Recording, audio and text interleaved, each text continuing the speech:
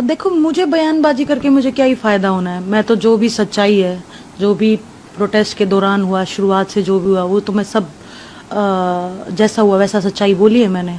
और इस चीज़ का तो प्रूफ भी है हमारे पास कि जो प्रोटेस्ट की परमिशन है वो बबीता और तीरथ ने दिलवाई थी। उन्होंने ही बुलाया था प्रोटेस्ट के लिए, तो इसमें तो कोई झूठ है ही नहीं। मैं क्या चाहती थी, मैं तो जो चाहती थी वो एग्जैक्टली चल रहा है। मेरी जो लड़ाई थी ब्रिजभूषण के खिलाफ, वो चल रही है, कोर्ट में केस चल रहा है। मैं तो आज भी मेरे सेम स्टैंड पे हूँ। मेरे लिए तो जो टिल फर्स्ट डे से आज तक मैं अपनी सेम स्टैंड पे हूँ। जिसके लिए मैंने प्रोटेस्ट किया था, जिस चीज़ के लिए प्रोटेस्ट किया था, सेक्सुअल हैरेसमेंट के लिए, बहन बेटियों के लिए, तो उसके लिए मैं आज भी स्टैंड पे हूँ। तो मैं किस चीज़ का पल्ला झाड़ रही हूँ? ना ही मुझे किसी चीज़ की लालच है कि मुझे वो चीज़ पाना है, वो चीज़ मुझे चाहिए है।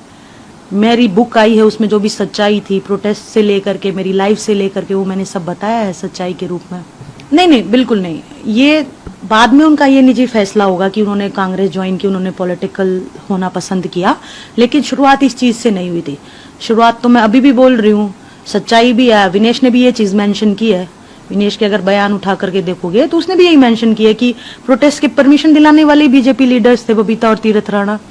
और हमारे पास प्रूफ भी है, वो लेटर भी है परमिशन का। तो इसमें झूठ कहाँ से हुई? तो ये शुरुआत ऐसे नहीं हुआ था कि इनको कांग्रेस ही ज्वाइन करनी थी इसीलिए प्रोटेस्ट स्टार्ट हुआ। ये बिल्कुल ही गलत बात है। नहीं नहीं, देखो, जो उन्होंने किया वो उनका निजी फैसला है, लेकिन जिस पद पे आज मैं बैठी हूँ मैं खुश हूँ। मैं रेलवेज के लिए काम कर रही हूँ, मैं स्पोर्ट्स के लिए काम कर रही हूँ। और वही बात है कि पूरा लाइफ जो है स्पोर्ट्स की है, तो स्पोर्ट्स से जुड़े रहना, इससे बेहतरीन बात तो कुछ हो नहीं सकती। और मुझे कोई ऐसा पद का लालच नहीं है, ना मुझे राजनीति का कोई लालच है, ना ये है कि मुझे कोई पद चाहिए था, वो नहीं मिला इसीलिए मैं ये सब बोल रही हूँ। मेरा काम है सच्चाई बताना। जो भी टिल शुरुआत से लेके अब तक हुआ वो मैंने पूरी सच्चाई बताई है। तो मेरा इसमें कोई स्वार्थ या कुछ भी ऐसा नहीं है। देखिए, ये कहना चाहूंगी, साक्षी मलिक बेबुनियाद आरोप लगा रही है और कल को ये भी कह सकती है कि नहीं, यौन शोषण के आरोपी बबीता ने लगवाए, और उसके बाद फिर ये भी कह सकती है कि नहीं, शोषण ही बबीता फोगाट ने किया है। कितने उनके आरोपों, बेबुनियाद जो आरोप बार बार लगा रही है। साक्षी मलिक ये भी कह सकती है कि नहीं, गंगा में बहाने का मेडल, जो देश के मेडल थे, वो गंगा में बहाने का प्लान भी बबीता का था। प्रधानमंत्री के घर के बाहर जिस तरह से जो देश का सम्मान, जो सबसे बड़े अवार्ड जो थे, वो रखने का भी प्लान बबीता ने दिया था।